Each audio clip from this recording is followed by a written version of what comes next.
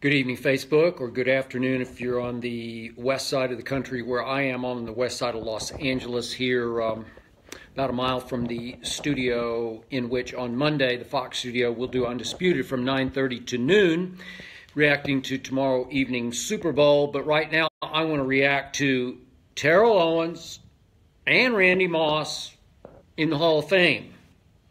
Wow. In a minute, I'll also get into the night before concerns that are mounting in the back of my mind for the New England Patriots to win this game tomorrow evening.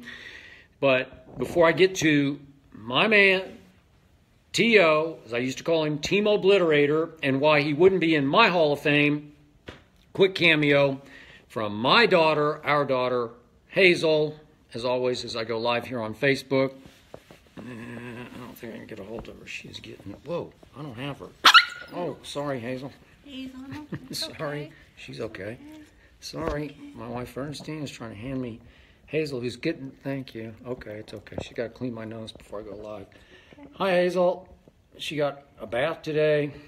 Every Saturday she gets a bath because she gets pretty dirty during the week. So Ernestine put a little bow on her, which I don't like, but that's just me. Hi, Hazel. Thank you, Hazel. Thank you, Ernestine. That's my wife, Ernestine. That's our only child. We don't have any children except me, she always says. She has enough time, a hard time riding herd on me. But that was Hazel. And now on to subject I've written about and talked about. Going back to my first year in the Bay Area covering the San Francisco 49ers, which featured Jeff Garcia throwing to Terrell Owens. And I got to tell you, during that season, which was 2001, it was right after 9/11, if you had told me during that season that Terrell Owens would be in the Pro Football Hall of Fame, trust me, laugh out loud, literally laugh out loud. I would have said, you're joking, right? Saturday Night Live routine, right? But that was because I knew so many people on that football team and on that coaching staff and in that front office, which included the great and late Bill Walsh, with whom I got close. I love Bill Walsh. Genius. Greatest coach ever. Greatest personnel eye ever. Just pure genius. And Bill Walsh was driven a little crazy by Terrell Owens. And the first day I got to know Bill Walsh was because he called me after a radio show I did on KMBR in San Francisco. And he said, look, we need to sit and talk about Terrell Owens. And he loved Terrell. He always told me Terrell Owens was the smartest receiver up on the chalkboard, the whiteboard, that he'd ever coached. I think he coached Jerry Rice, John Taylor, I could go on. But he thought Terrell Owens' football mind was extraordinary. And yet, the rest of his mind, Bill was very concerned about because Terrell had some issues from his childhood. We all have issues from our childhood. I'm not knocking or condemning Terrell for this. I'm just telling you what went on. And Bill Walsh said, we have tried to reach him. We've got team psychologists. We've got outside psychiatrists. We've tried all kinds of sessions with him, and we just can't reach him. We can't coach him. We can't get him into our team concept. And it was really hurting Bill Walsh because he saw such extraordinary ability in Terrell Owens. And this isn't to say that Terrell wasn't successful on the field, because obviously Jeff Garcia to Terrell Owens was one of the great connections in the history of pro football. But if you could have lived with me through that year and heard, starting with Bill Walsh, the issues with Terrell Owens, and going to the GM, Terry Donahue, the issues with Terrell Owens, and going to Steve Mariucci, the coach, the mounting issues with Terrell Owens, and then player after player after player. And here's the irony of this. Trust me, anybody who read what I got something in my eye, what I wrote in those days, at first I defended Terrell. He's a great player. Played with rage, man. played like he was kind of Russell Westbrook before Westbrook. He played crazy hard every play. Randy Moss took plays off. He admitted publicly, take some plays off. Some days he didn't feel like it. Terrell Owens played crazy hard. So I defended him, and player after player would stop me. Some of them introduced themselves to me. Some first would send me anonymous sort of email kind of notes, and then they'd pull me aside. I can't tell you how many players said, "You have no idea what you're doing defending this guy. He is tearing our team apart. He's impossible." Because he was starting to turn on the starting quarterback, Jeff Garcia. And I must admit, my instincts have always been pretty good about players, and I hung in for a while with that one, and that's the only time I ever really swung and missed early on a player, where I just didn't get it. And finally, I saw the light, because Terrell Owens tore that team apart, and it was a really good team. It had, if it had gotten hot at the right time, it had Super Bowl potential. And yet, it got so bad, we were in Chicago for a game against the Bears. Terrell had a bad second half. They had a bad fourth quarter. They had a lead. They blew the lead. Steve Mariucci against a guy he had coached with coming up the ladder, a guy I'm not sure they were close friends, but they were good friends, Dick Duran. And Terrell sat at his locker. I was right there after the game, and he just went off on Steve Mariucci and accused Mooch, as they called him, of taking his foot off the gas in the fourth quarter for the sake of his good friend across the field on the other sideline, the coach of the Bears at that point, Dick Duran. Boy, that's a charge. That you're saying you're throwing the game, you're trying to take it easy, not throwing it, but you're trying to pull back to make it look a little better for your friend Dick Duran, and you end up losing the game. Whew. Boy, it was a powerful quote. And then I did a long interview with Terrell in which he hinted at some racial mistreatment from Steve Mariucci.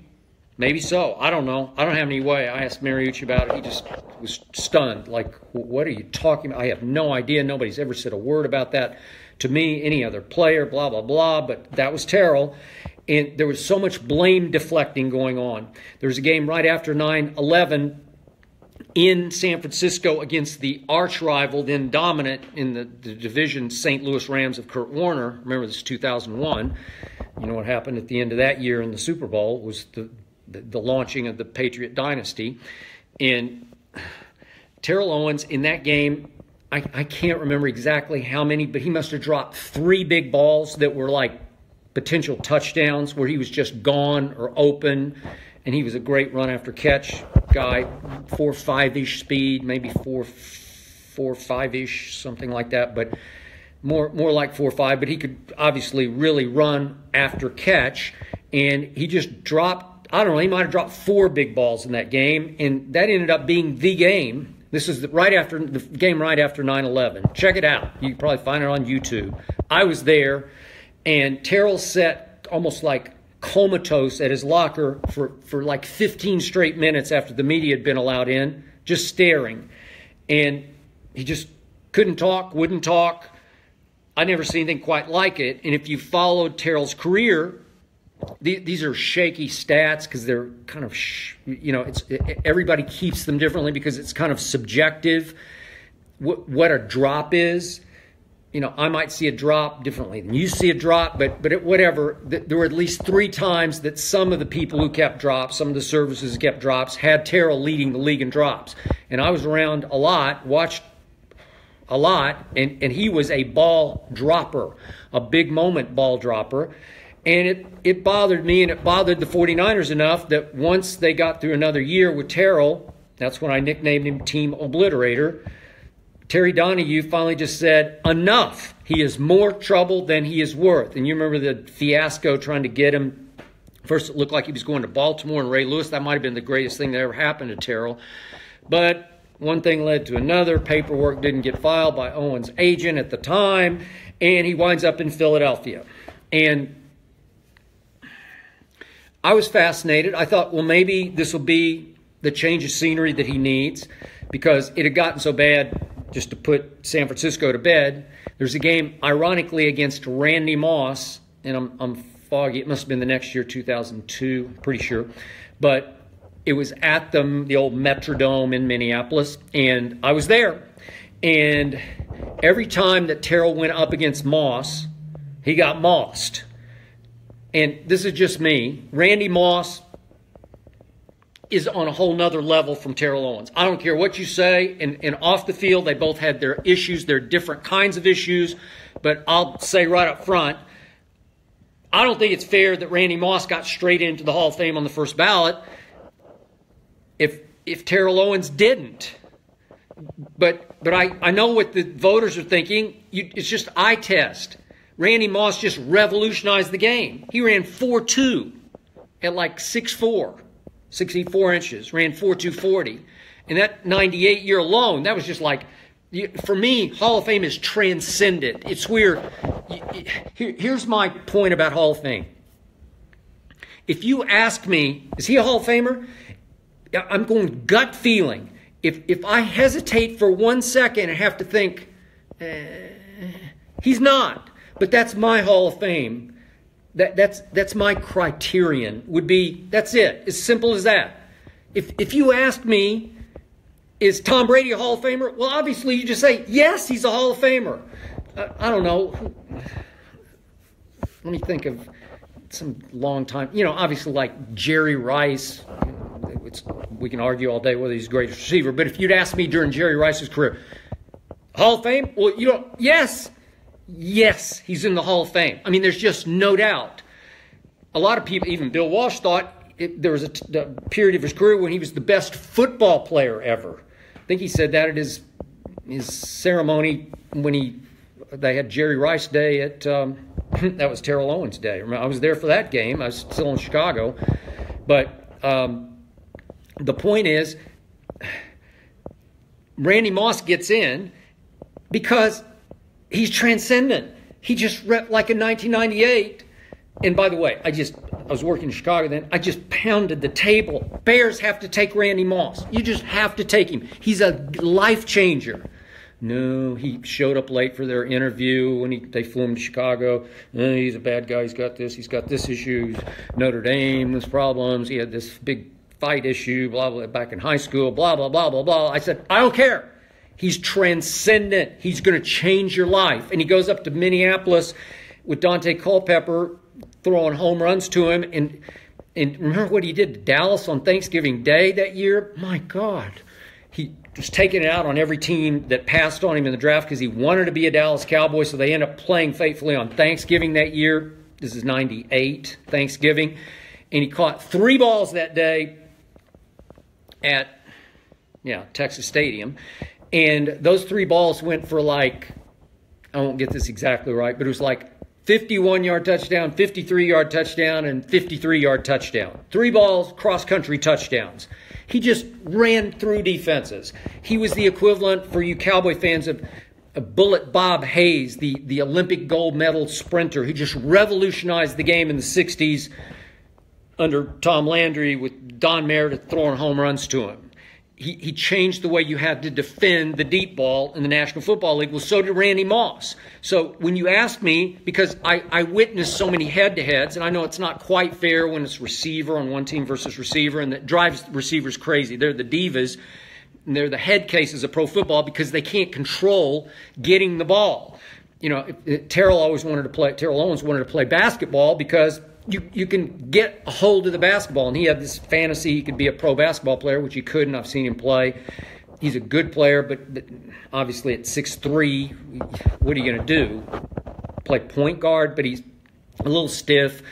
But the point is he loved basketball, and I get it because you could actually touch the ball a whole lot in basketball. And he'll go to the celebrity game at the All-Star Weekend and be the MVP. Way to go. But the point is, against Moss, he would just get Moss because Randy Moss would just rise and shine. And in that game at the Dome that day in Minneapolis, again, I was there. I forget the stats. I used them on Undisputed the other day, but it was like Moss caught like 8 for 160. It was just outrageous what he was doing. And Terrell had 5 for 55, and he got mossed. and it just killed him. So that was the famous rant up and down in front of the bench. Greg Knapp, the coordinator, was down on the sideline, sitting on the bench, just trying to ignore him, and back and forth, ranted Terrell Owens. And listen, Terrell, I have high regard for him because he's so media savvy. He knew he needed to take some of the focus off himself and how Randy Moss was lighting him up and lighting up that stage. And all of a sudden, if he could create a controversy, that would be the story the next day. Well, not only did he create that controversy, but he goes straight in the locker room and gets literally up on a box, which became his soapbox. And Terrell Owens said that Jeff Garcia, his quarterback, needed to be demoted. Jeff Garcia was really good, a Pro Bowl quarterback. He needed to be demoted? Jeff Garcia did a lot of great things for Terrell Owens. He really did. Jeff, again, an overachiever out of Canada, and I get that. But still, he had to kind of wind up to throw it, but he could really throw it. And Terrell Owens wanted a former 7th-round pick named Tim Rattay to be the quarterback. Well, this is outrageous, but it was brilliant on his part because the next day all the stories were ranting back and forth at Greg Knapp, as I called him, Greg Take a Nap. I was not a fan. He's still afloat. I think he's Atlanta's quarterback coach now. He's been all over the league. But Tim Rattay for Jeff Garcia was so outrageous that it just exploded into the headlines and the talk shows all the next day. So Terrell brilliantly took the focus off how he got mossed and on to what was going on behind the scenes. But all this added up to, finally, Terry Donahue saying, I'm out, man. What am I getting in return? More trouble than he's worth. Couldn't reach him, couldn't sort of bring him into their fold. There's no way he could be a team leader. He was a solo act who was often just completely out of control. And he had gotten into the dances and he'd become a national celebrity. And they were funny. They were great. He and Chad Johnson belong in a separate wing of the Pro Football Hall of Fame of entertainers because both of them are gifted entertainers with their get your popcorn ready and taking the popcorn from the cheerleader. And I was there the night, it was a Monday night game in Seattle when Terrell ran into the little box behind the end zone in that new Seattle stadium. And from his, I think it was his accountant or somebody handed him a Sharpie. Handed him a football. He had the Sharpie in his sock, and he signed the football. It was brilliant. Just great. Great self-promoter, Terrell Owens. And, yeah, he goes on to Philadelphia, and I thought, okay, he and McNabb are tight, soulmates, roommates in camp. Maybe this will be good for him. Maybe this will be, he'll find his Valhalla in Philadelphia. And they had a pretty strong connection for a little while, and you know what happened. He predictably turned on Donovan McNabb, and he's still turning on him. They're still taking shots at each other. And when they finally got to that Super Bowl against the Patriots, the last time Philly played the Patriots, they lost, obviously, in the fourth quarter. And then after in the weeks afterwards, predictably, Terrell Owens accused McNabb of hyperventilating. Did he say he threw up in the huddle? Or like he was just gagging, literally choking in the huddle. And what looked like a love fest turned into a hate fest between those two. And then, of course, Terrell Owens turned on his coordinator, Brad Childress, and there was a big report about they nearly came to blows. And Childress screamed him out of a meeting, an offensive meeting. And then Andy Reid got into it, and Terrell, they were lovey-dovey to start with, and then it just got ugly. And I've talked to a number of players. I've known a bunch of players from that team, worked with a bunch of players from that team on ESPN. They don't like Terrell Owens. They respected his ability, but they just said he tore their team apart. Okay? And that team finally sent him home. Do you remember this? They just sent him home. Whatever that rule is, he was out. And again, it's so bad. It's just splitting another team that had a chance. And obviously they got to the Super Bowl. But I always bring this up.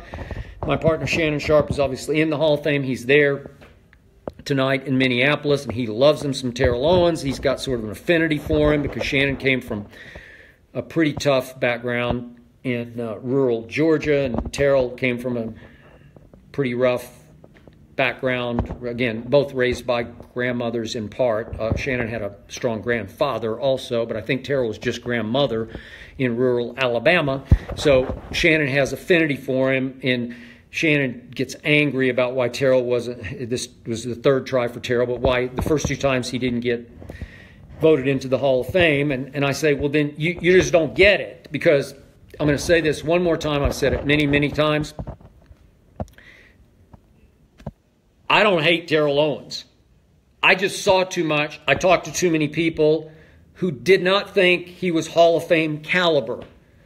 I kind of like Terrell. I've talked to him many times, interviewed him many times on, and obviously for newspaper, and then had him on TV, back on ESPN. We've had him on Undisputed, again, 9:30 to noon Eastern Time, Fox Sports 1. We've had him on, I don't know, I've lost track, 3 times?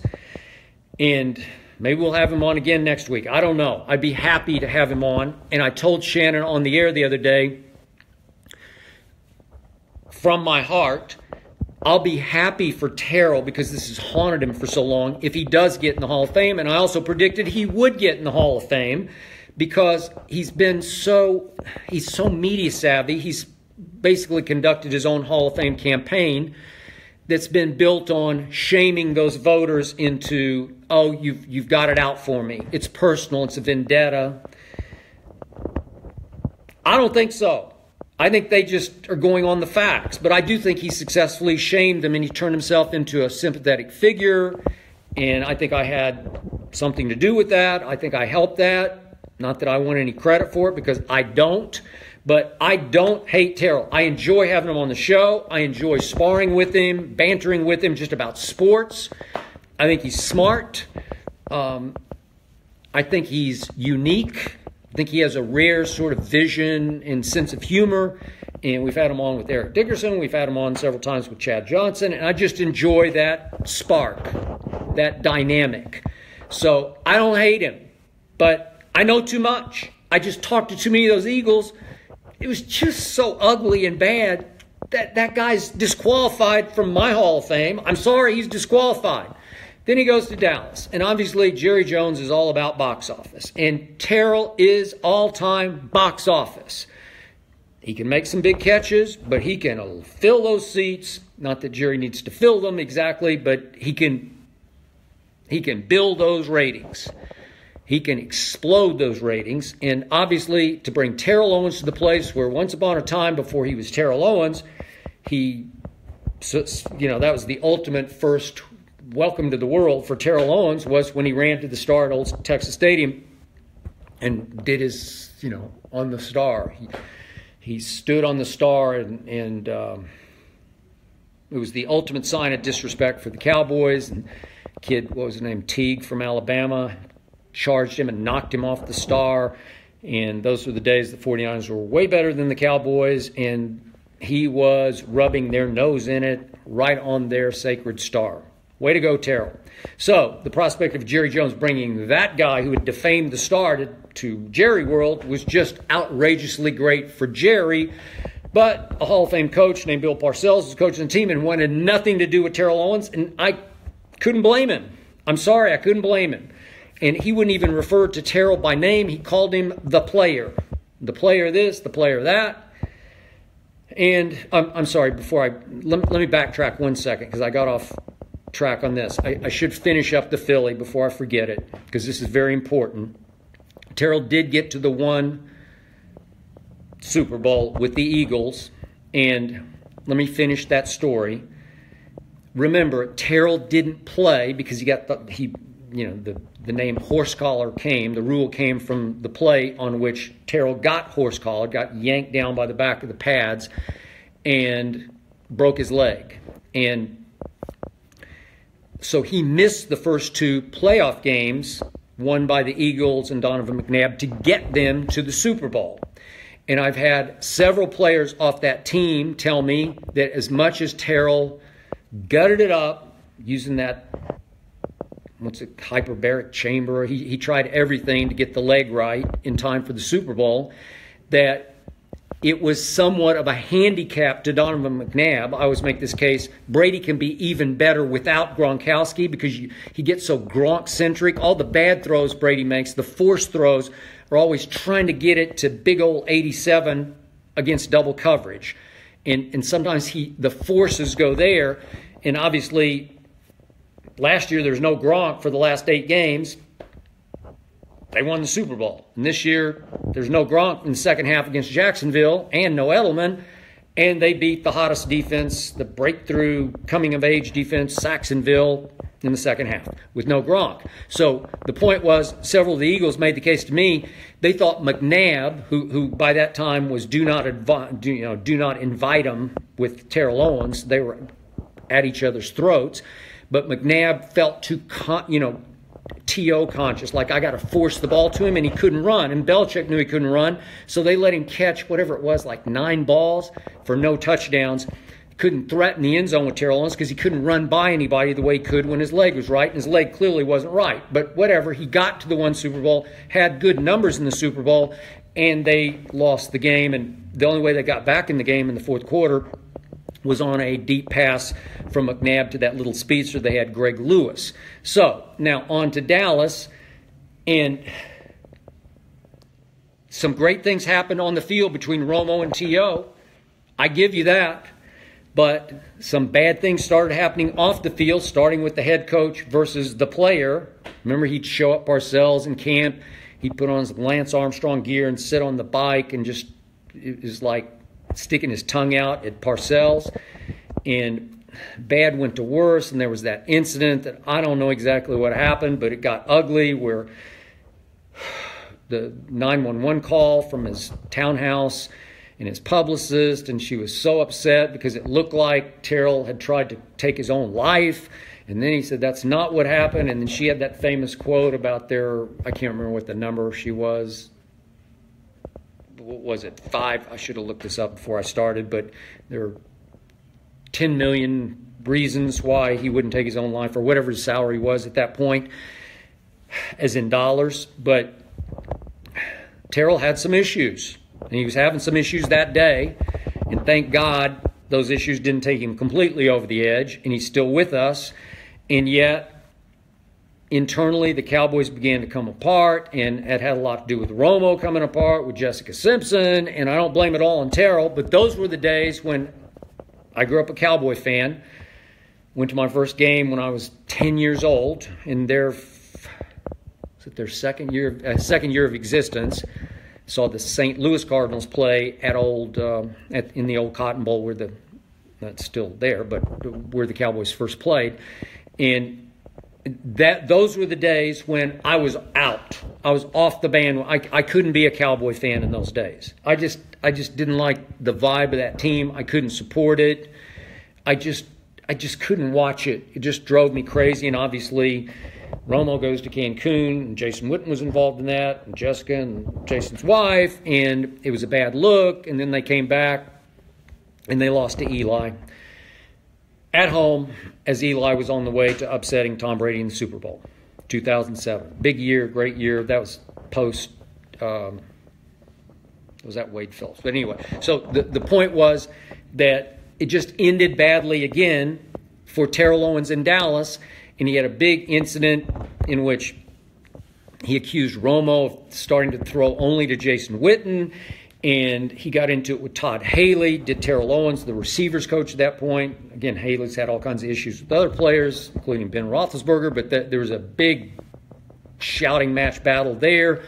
And Jason Witten was very upset about it. And I heard from one Cowboy with whom I was very close, and he witnessed on the practice field that day, Jason Witten went up to Terrell Owens before practice, and he said, let's go right here. You want to do it? Let's just do it right here. Let's settle this right here, right now. And according to my eyewitness, Terrell wanted no part of Jason Witten. I'm not sure Terrell could handle Jason Witten.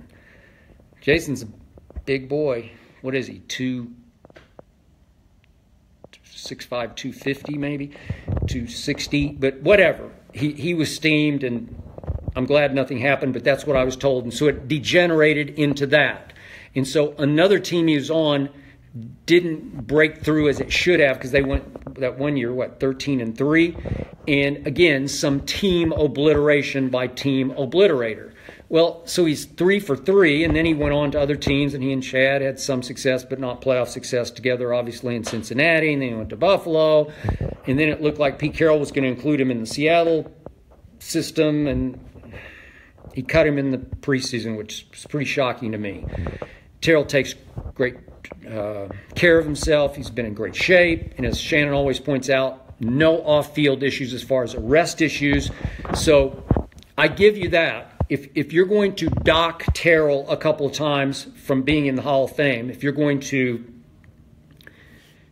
use his, it's not even off the field, it's locker room, huddle, internal negative impact. If you're going to keep him out of the Hall of Fame over that, all those issues at 3 different teams, then you have to penalize Randy Moss once. I thought that was hypocritical. Like, Randy, I don't want to go into all the gory details, but there are a lot of gory details on Randy Moss. A lot. And we've talked about him often on Undisputed. Again, you can see us 9:30 to noon Eastern Time, Fox Sports 1. We will be there Monday. That's going to be a huge, hot show. And by the way, thank you for all who are watching for our ratings. They've just been explosive, and I'm so thankful. Thank you, God, and thank you to all you people out there. We've just been on a ratings roll, and we appreciate that very much, because it has nothing to do with us and everything to do with you. So thank you for that, for watching this, and for watching 9:30 to noon Eastern daily on Fox Sports 1. But again, how can you put Randy Moss in after all the stuff that he did off the field, and some of it on the field? It was a lot. He had an arrest and this and that. It's just it's a long laundry list of stuff. It's just stuff. Okay? So I think the voters are just saying Randy's just that good. It just outweighed and overcame and erased all the rest. And obviously there are a lot of people in a lot of Hall of Fames, not just footballs, who are bad actors. We get that. But for Terrell, I was just so involved. I talked to so many people. Again, players, coaches, front office, owners. I talked to so many who just found him impossible to deal with. Well, that's just not Hall of Fame behavior. That's just me. And I'll never back off that. If I I don't vote for the Hall of Fame, but if you ask me who's in my Hall of Fame, Terrell Owens is just not. And frankly, deep down, gut feeling, and I've never backed off this, I'm ashamed for the Hall of Fame that Terrell's in it. I just am. When you add up all the team obliteration, it's just wrong. And you can show me all the numbers, and I get all the numbers, and they're spectacular. But he wasn't a transcendent player. He was really good. There's also this hall, this sort of fictional hall that I came up with, the Hall of Very Good. I'll put Terrell in the Hall of Very Good. I just don't think he belongs in the Hall of Fame. But he conducted a very shrewd media campaign. He created incredible sympathy for himself. And I think he sort of shamed enough of those voters at a politically sensitive time that they finally said, okay, he's been punished enough. So that leads me to my final point about the Hall of Fame. Punishment. This is absurd to me. This is so arrogant. It's such empowerment for these voters that they get to punish various players by keeping them out once, twice, 3, 4, what was Shannon? 3 times. It took him, Shannon Sharp, my partner on Undisputed, 9:30 to noon Eastern, Fox Sports 1. Shannon, it took 3 times to get in. Is Shannon in the Hall of Fame? Yeah, he's just in the Hall of Fame. So why didn't he go in the first time? I don't know. So you try to pick his case to pieces, and sometimes it depends how many are going in at a certain time. I don't care. You're either in or you're not. Ray Lewis, there's a good one. Ray Lewis got in. Did he have off the field? Yep, he did. Is Ray Lewis a Hall of Famer? Yes. He's just a big yes. It's just yes. To me, in the pro football context, heck, I'll go this far. In the sports context, I hope I'm not forgetting anybody, Ray Lewis was the greatest leader ever. Yes. Like Brian Dawkins. I know Brian Dawkins. I worked with him at ESPN. I love him. But if you ask me, is he a Hall of Famer, I have to think for a second. I don't know. Would he be? He's not a first ballot Hall of Famer, so we got in on a second ballot. Well, he's either in or out. I don't know. I want him to be in because I like him. And you want to talk about salt of the earth, high character. That man has character. The flip side of Terrell Owens as far as a teammate and team leader. Okay? So I'll give you that one. But would it take Chris Carter? I've lost track. Wouldn't it like the 7th or 8th time? Okay, what is it? My teammate, obviously, on First Things First, which precedes Undisputed on Fox Sports 1 every weekday morning. But what is he in or out? He's either a Hall of Famer or he's not. Don't punish people. Don't discount them. Do they have asterisks? Should they have a number beside their, like engraved on their bust? Like, should Shannon have a 3 on there because it took him 3 times? Should Terrell have a 3 because it took 3 times? Should Chris have what? I can't remember what it was. 7 or 8 times, whatever it was. 5 times. I can't remember what it was. Just outrageous numbers of times where you have to just sweat and fret and feel shamed by the process where you don't get the call. You wait for the call and you don't get the call. And then you finally get in. And it's like, I finally got in. But it took me X times. Okay. Joy Taylor, our moderator on Undisputed, 9:30 to noon Eastern, Fox Sports 1. A year ago, her brother Jason Taylor, obviously, got first ballot Hall of Famer. I'm good with that. He's a game changer. Tom Brady wrote him this beautiful endorsement, just beautiful. Like, it was one guy Tom Brady just feared because they just couldn't figure out how to double block him. They could put 2 men on him, they couldn't control him, and he often took the game over from his defensive end position. Okay? Well, that's transcendent. That's Tom Brady, the greatest quarterback ever, saying, hey, I never faced anybody better than you, so he's in. Okay? So he's a first ballot Hall of Famer, and I don't know. Either you're in or you're not. So I know this would be rough, but severe. It just seems like one shot. You get one shot, you're either in or you're out. But I'm putting the Hall of Fame on my highest pedestal of, I don't want to water it down. After a while, you say, oh, he's a good guy. Let's put him in. He was a good player. Remember, he had a couple of big moments. Let's put him in. Let's put everybody in. The NBA Hall of Fame or the Basketball Hall of Fame, everybody goes in it. We don't even talk about it on Undisputed because who cares? It's not like a close call. Baseball, it's a hard call. You got the whole PED issue going on. Barry Bonds, is he a Hall of Famer? Before he got big. Barry Bonds, in or out? In. And he was the greatest hitter I ever saw. He won 8 Gold Gloves before he got big. MVP, what do you have, 3 MVPs before he got big? Roger Clemens had, 3 Cy Youngs before he resorted to joining the party, to keeping up with the steroidal Joneses or the HGH Joneses? Yeah. Roger Clemens, Hall of Fame? Yes. Barry Bonds, yes. Randy Moss, yes. But all the junk, if that's the way you're going to do it, and that's the way I would have done it on Terrell, then Randy should have been punished. That's just fair to Terrell, quote unquote. I put quotes around it. Punished one time. But he wasn't. And Shannon Sharp made a great point on Undisputed the other day that, it has softened up Randy's image, Randy Moss's image, for him to be on ESPN and cut up and clown around and joke and kind of be the life of the set, and it's softened his image up. And I do agree with that, but I went through a time when Lynn Swann couldn't get in the Hall of Fame, going back to the famous Steelers of the 70s into the early 80s, but it was Swann and Stallworth on as loaded a football team as I have ever seen. In fact, I've covered the Super Bowl. It's my first one as the columnist at the Dallas Morning News. Was that Super Bowl 13, and you want to talk about Hall of Famers, it was just everybody, everywhere was a Hall of Famer. You just looked around the field. I've lost track. I'd have to count them up. But on both sides of the ball, it was the most Hall of Fame talent I've ever seen on any one football field. And not in the Hall of Fame as my man Drew Pearson, who was as clutch a receiver as I ever saw. The opposite of Terrell Owens, you can't do his numbers because they didn't throw the ball that much in that era. But if I showed you big catches, starting with the catch, the Hail Mary, as Roger Staubach named it, in Minnesota against those Vikings, outside, it was just one huge clutch catch after another.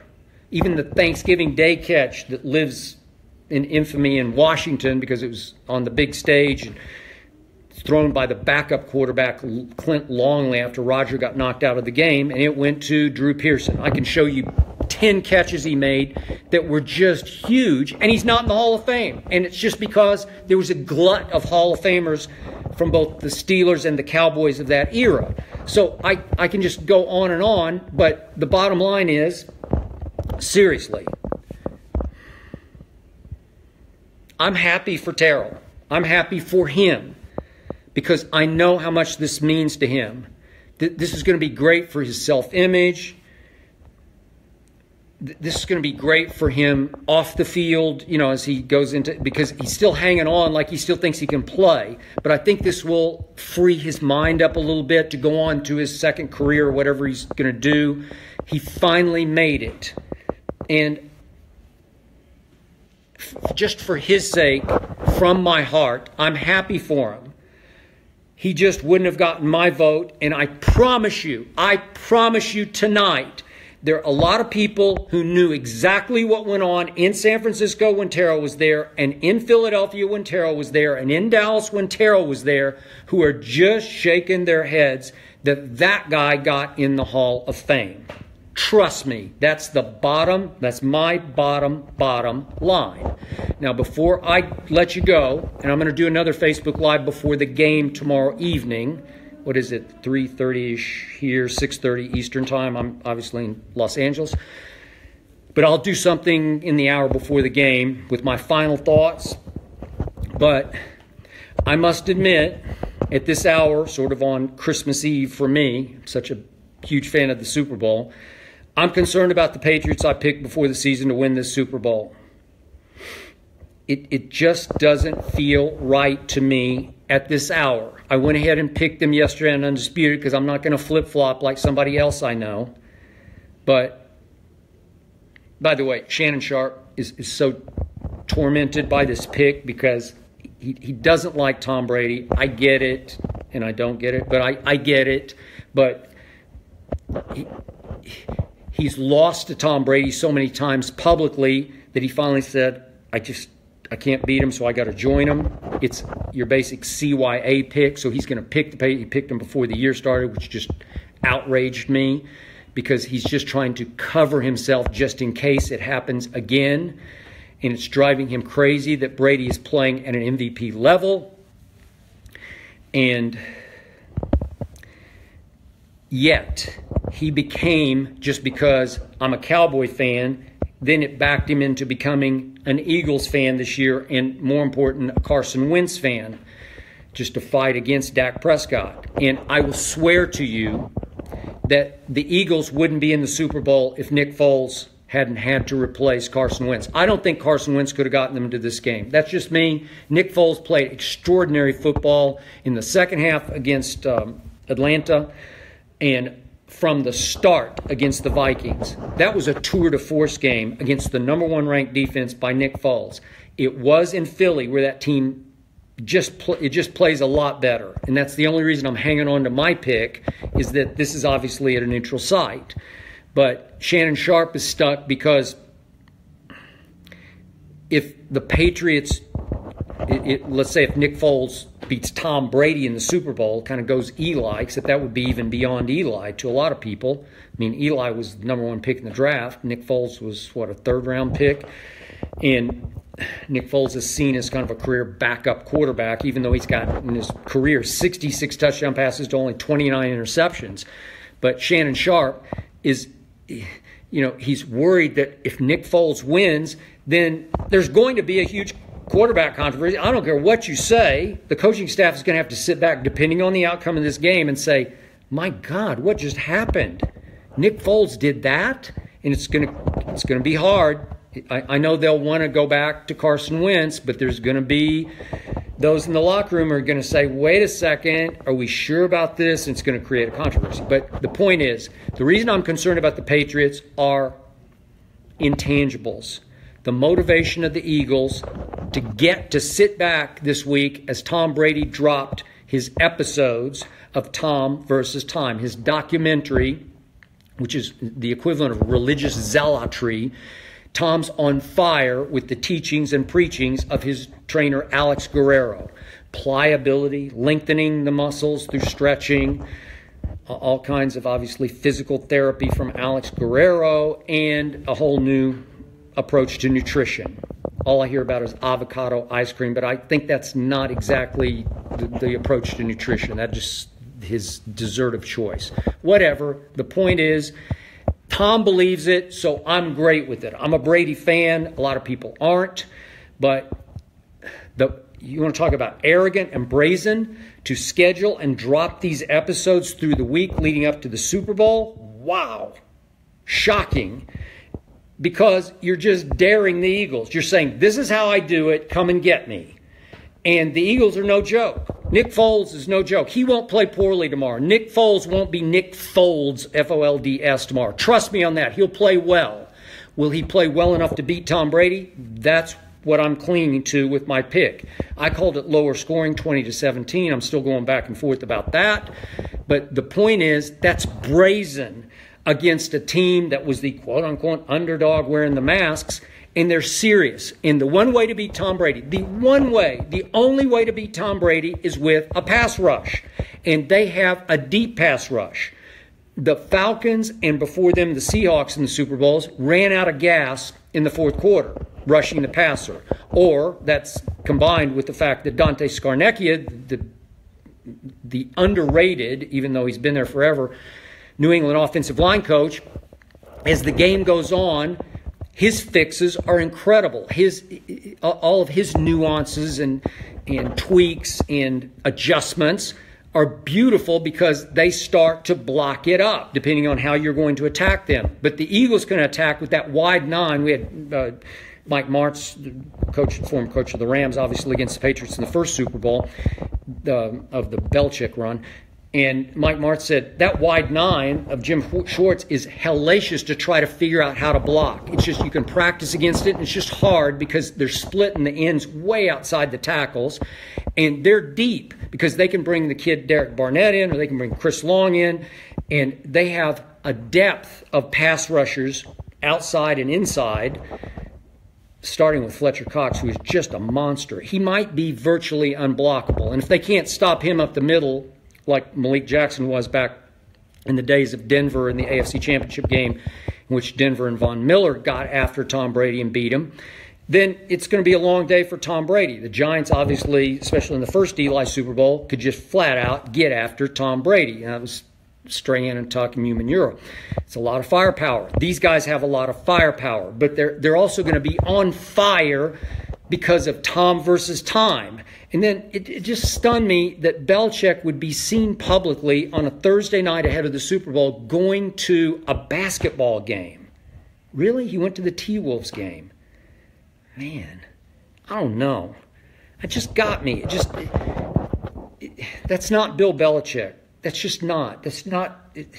It's a break with tradition. I'm going to throw this out, and I've said it on Undisputed. Belichick lost the power struggle with Brady. He just did. It was Tom versus Time now, but going back to the first of the year, it was Tom versus Bill. And Bill wanted to go forward clearly with Jimmy Garoppolo. Sign him long-term, let this be the last hurrah. And it would have been right on schedule with Belichick's plan because he would want to go win the final sixth Super Bowl with Tom and then let Tom walk into the sunset. And if he chose to go elsewhere and play, he could do that, which Tom would have chosen to do. But Bill would be betting against him because he would feel like he had hit the wall at 40. He's betting on Father Time. You know, Tom versus Time. You can put Father in front of Time. And he would bet on Father Time, but he lost the bet because his owner, who calls Tom Tommy, as we saw in episode 4 of Tom versus Time, they FaceTime each other all the time. and it's like a son to him. And Robert Kraft said, nope, sorry, you will trade Jimmy Garoppolo at the deadline. And then Bill sabotaged the Patriots to me, just gave him away to a young head coach and Kyle Shanahan that Belichick loves kind of like a son, and he loves Jimmy G kind of like a son, and so he let his two young men that he's mentored join forces in San Francisco. Here, you can have him for only a second-round pick. Cleveland would have been given a 1, 2, and God knows what else to get Jimmy Garoppolo. No, he's not going to send him to Cleveland to quarterback hell. He's going to send him out to the West Coast to those guys, and Jimmy G is already off to the races. But there's got to be a part of Belichick. This is just my 2 cents from a distance. There's got to be a part of Belichick that wouldn't mind losing the Super Bowl, especially if Tom had a bad game. Then he could sit back and say, I told you so, Robert. Now you're stuck. We don't have a young quarterback. We don't have a near future. What are you going to do now, Robert? Age just caught up and sacked Tom Brady. What are you going to do now? So there's some part, I don't know what it is, 20% of Belichick, I believe, wouldn't mind losing the Super Bowl. Obviously, it would hurt his legacy, but it might be worth it now that he already has 5 rings, and this would be his 8th Super Bowl. To go 5-3 wouldn't be the end of the world to his legacy, but it might help his legacy if he was proven right about wanting to get rid of Tom Brady now, as opposed to Brady saying he wants to play 4 more years, and Robert Kraft's like, I'm not betting against this guy. He's made me a lot of money. He's won me a lot of bragging rights. I'm going to ride his coattails into the distant future. 4 more years of Tom Brady. Okay? I'm betting on Kraft because I'm betting on Brady. I don't love Belichick. I don't love his cheating legacy. I don't love the fact that Mike Martz said yesterday on Undisputed, just blurted it out when I asked him about what happened cheating-wise in that first Super Bowl, Rams versus Patriots, Brady's first year starting. He said, I was told that they videotaped all of our practices that week. What? Belichick somehow videotaped or had videotaped all of your practices? And Martz is like, yeah, I didn't really care about it because we didn't install anything new. We're just doing exactly what we've been doing. Remember, they're the greatest show on turf. Big favorites, 14-point favorites in that game. So Martz is saying, I just didn't really care because I don't know what they could have learned from watching the tape of our practices. They weren't running any trick plays. They weren't going to do anything dramatically different. And he said, we just went into the game and did exactly what we did. And, of course, Belichick took away Marshall Faulk.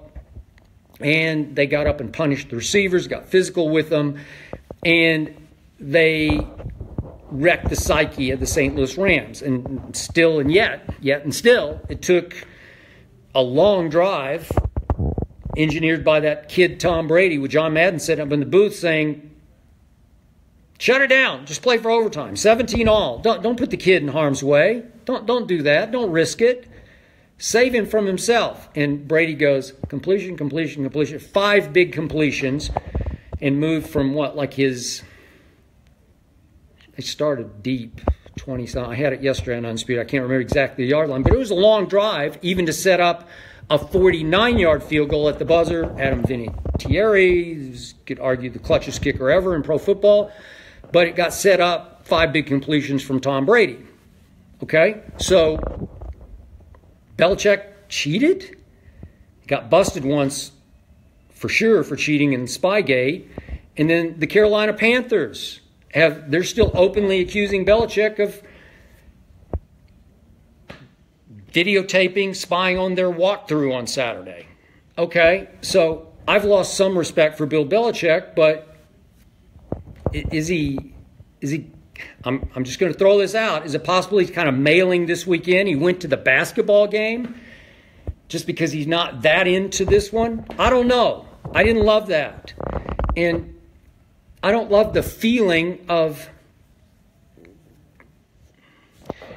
Tom Brady. If you look hard at it, it's like nobody will give him credit for what he's done. And I argue he's even more clutch than Michael Jordan. I'm the biggest Jordan fan, but Jordan was too good for his own good. He was the most dominant player ever, so he never even faced a Game 7 in winning 6 NBA championships and 6 Finals MVPs. But Tom Brady, think about this. Nobody ever talks about it. 5 times he's won Super Bowls, all 5 times with fourth quarter game-winning drives for field goals or touchdowns. All 5 times. Think about that. That's impossibly great. Does anybody give him credit for it? No, they just shrug it off like, well, whatever. He did this, he did. No one gives him. He's too soft for most people. Most of the debaters I go up against on Undisputed, again, 9:30 to noon Eastern, Fox Sports 1, they just see him as he's not in the right package. I always call him the assassin in sheep's clothes. You watch the episodes of Tom versus Time, and he's not manly enough. He's not macho enough. Big controversy. Oldest son kissing him on the lips. How old's the kid? Like 8. I don't know. That's his business. But they, others look at it like that's not how. That's the franchise quarterback, the big stud quarterback. It's just not how you behave. Did you advertise UGG boots worn by teenage girls? You advertise betting. What? Betting? Really? Like B-E-D-D-I-N-G, not betting. Betting. It's just Brady. It's just how he is. But once he gets on the football field, I think he's pretty macho. I think he's pretty manly. I think he's pretty tough. That guy, Psycho Tom, who comes out, he's just the clutchest player I've ever seen in any sport. But my point is, when is that magic, or as Von Miller called it the other day, that voodoo, when is it going to run out? So I think it's going to be a very close game. And is it one more time? Could he do it for... Remember, I'm not even counting. He actually had another game-winning fourth quarter drive against Eli in the first Super Bowl. He went 80 yards in 12 plays. 80 in 12 and threw a 6-yard touchdown pass to Randy Moss with 2:42 left in the game. And it should have stood up 14-10. Comeback by Tom Brady. And he got Tyree. And last year at the Super Bowl, Eli called it. He said he agreed with me. It's the luckiest play in the history of the Super Bowl. He just basically, he doesn't know how he escaped 3 potential sacks because he's not that mobile. And he just flung it. I think he basically closed his eyes and flung it as far as he could and hoped that one of his guys managed to catch it. And he went up and Tyree sort of stuck it in his face mask on Rodney Harrison. I still don't know how he did it. But he did. And that was it. That set up pass to Plaxico that won the game. So Tom Brady did it 6 times in his 7 Super Bowls. And he made one bad throw. I always have acknowledged this. I said it the next day on ESPN. He made one bad throw that should have been caught by Wes Welker. They were up 17-15, and he hit Welker up the seam with the ball, threw it on the outside as the safety came over on the inside, and he threw it to the wrong side for Wes Welker. He was expecting it to his left, and it was to his right, so he had to twist in the air. And it was a little high and outside. It wasn't the most accurate throw by Tom Brady. But the point is, Wes Welker should have caught that. If he did, we'd be having another conversation, because that would be another Super Bowl, because they would have won that one if he makes that catch. Hard catch, catchable. So I get nervous because all the motivation is on Philly's side. They've been dared by Belichick and Brady this week.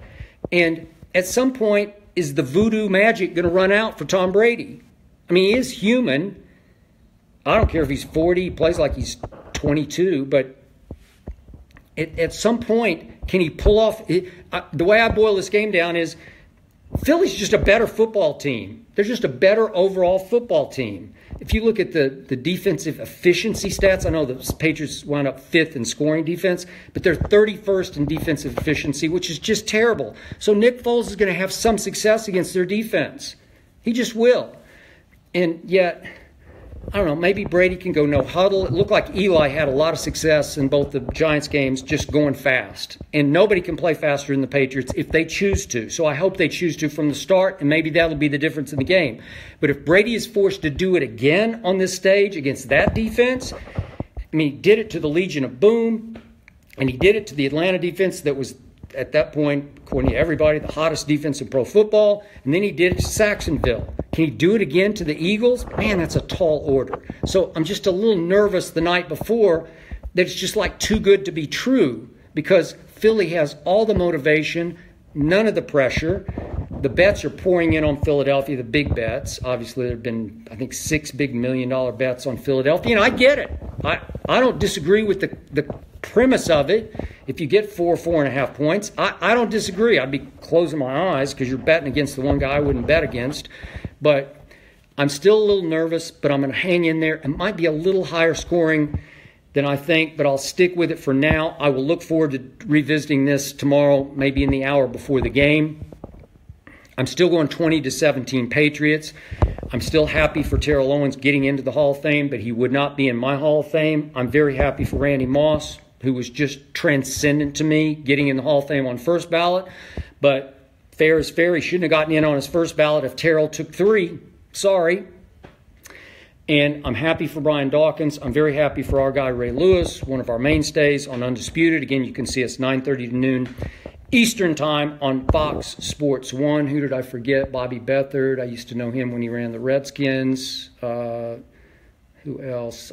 Jerry Kramer got in as a veteran. It's a long time coming. My great late friend Dick Schaap tried to campaign to get him in before he was on the veterans ballot, but I think he got in, as I recall. I'm just off the top of my head. So congratulations to them, and go Brady. That's all I got to say. One more time. We'll see. I'll talk to you tomorrow, Facebook, in the hour before the game. Thank you for watching, and congratulations, Terrell Owens. Good night, Facebook.